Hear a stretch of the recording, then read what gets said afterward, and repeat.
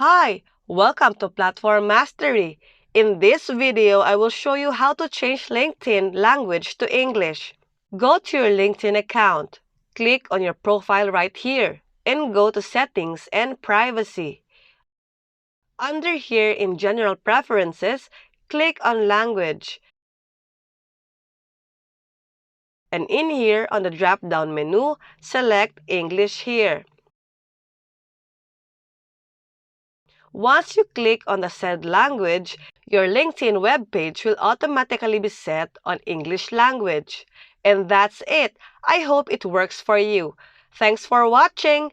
Please help us reach 1,000 subscribers by clicking the subscribe button, and don't forget to tap on the notification bell so that you get notified for our new upcoming videos. See you next time!